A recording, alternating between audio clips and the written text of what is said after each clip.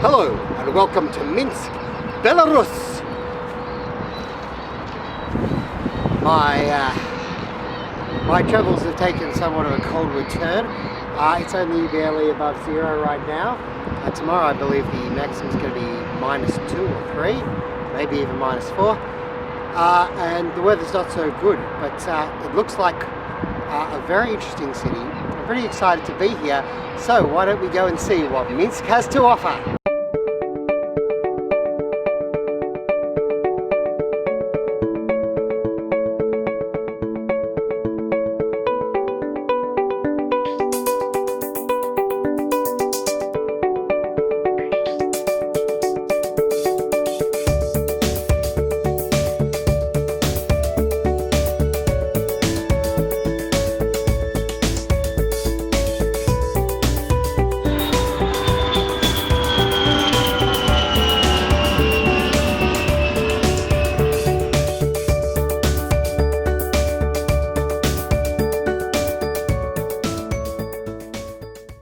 Minsk is the capital of Belarus, and the main reason that I headed Minsk way on this trip, because if you have a look at a map of the region, or the greater region, considering that my last stop was Jerusalem, it looks like a very strange choice of the next destination.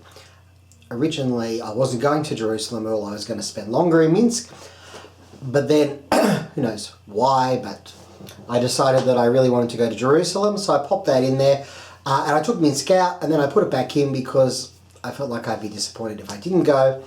I was probably pushing it a bit. I spent 3 nights, 2 days in Minsk, the capital of Belarus, as previously mentioned, and one of the reasons that I did want to go was because they had started a visa-free regime, so that you could go to Minsk. If you flew in and out of the same airport, you could go to Minsk for 5 days. So that's what I did, and I touched down in Minsk airport after connecting again through Istanbul airport from Tel Aviv, and it was pretty cold, and I was sent on a bus into town as the sun went down.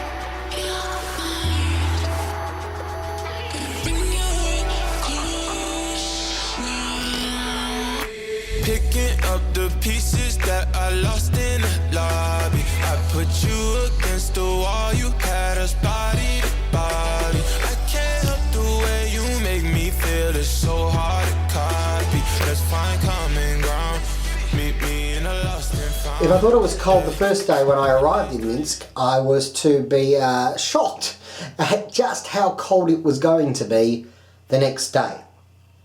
The next day I went outside and it was -5, -7, which was, I think it was about 0 or a couple of degrees above 0 when I arrived. Luckily, you know, I'd been in Jerusalem, hadn't been that hot. Like Jerusalem had been about 17 degrees, 15, 17 degrees, but obviously still this was a lot colder. So the first thing I had to do was go buy myself a beanie, or you know, a winter hat, as we call it beanie in Australia, I know that. Probably elsewhere it's called something else. And then head out into the wilds of Minsk.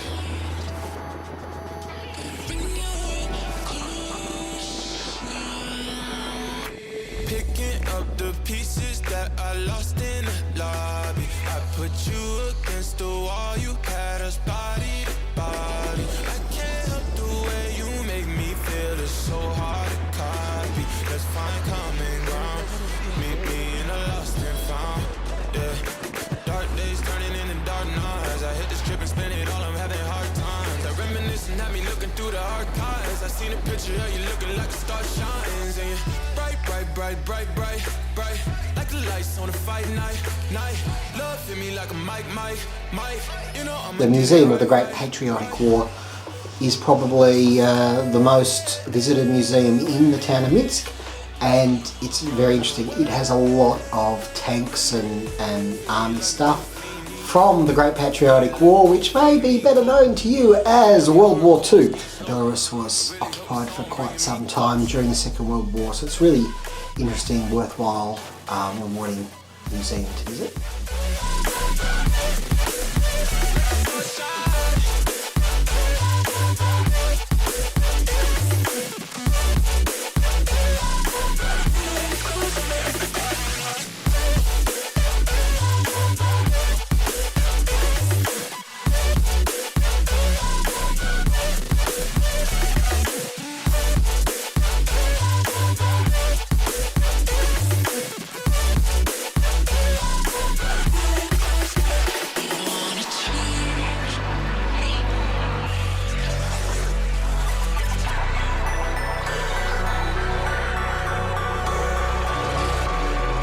Probably one of the best things I did when I was in Minsk was go to the opera at the Bolshoi State Ballet and Opera House, which was quite an interesting, beautiful building on the inside, not so much on the outside. It was kind of grey, but it was circular, it was interesting. And I saw Tchaikovsky's Iolanta, which I had never heard of before, or since actually. But thankfully it wasn't a particularly long opera, because I didn't want to be out too late. And so that was a great experience.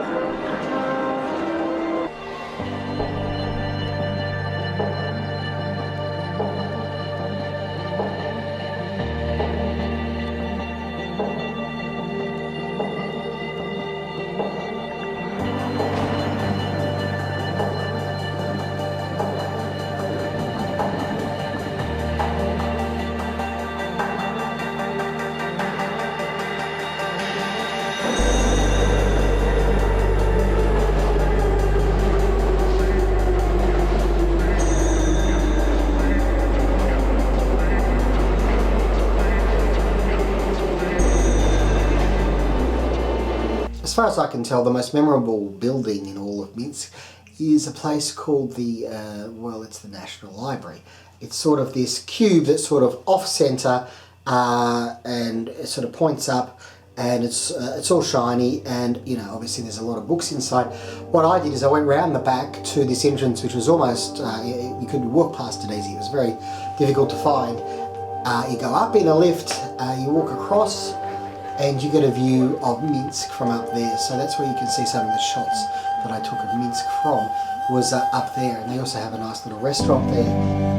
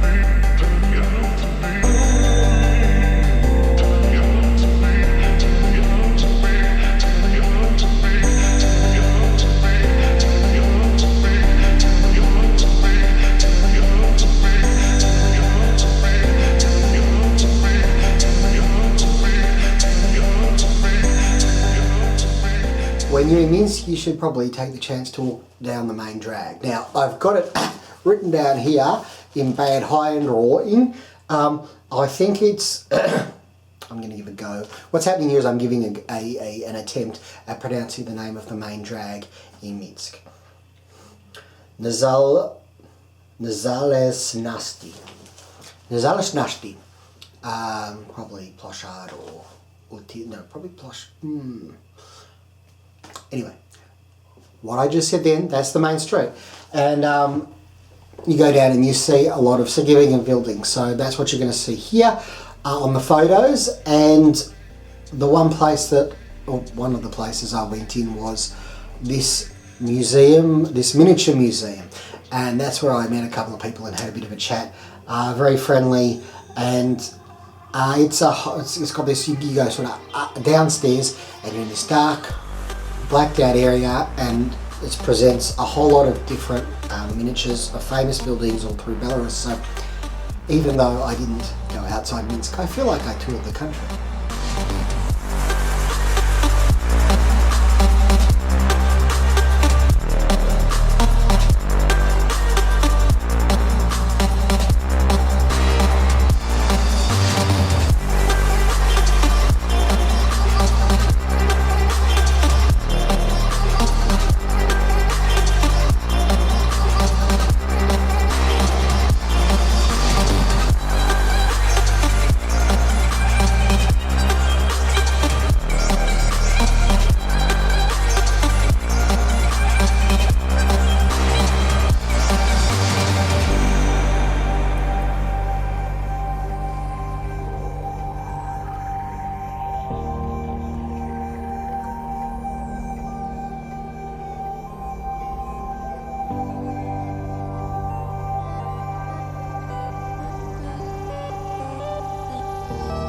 2 or 3 days is never enough to really fully appreciate a place, but it gave me a taste for Minsk, and I learned a bit about it and what it was like. And I'd like to go back, and I'd like to explore Belarus more in the future someday. I want to thank you for joining me. Of course, please, if you like the video, like, and it makes my heart sing when I get new subscribers to the channel. As you can see, I don't have many at the moment, but if you click subscribe, I'll have one more. So that would be great. Don't forget, I have a lot more content on this YouTube channel from a lot of different countries around the world. So if you've got a bit of time on your hands, and you might, if it's still the first half of 2020, wherever you are right now watching this video, or even if you don't, you should just block the day out and check out all the stuff on my channel. I'm just kidding with you. Anyway, thank you so much for tuning in today.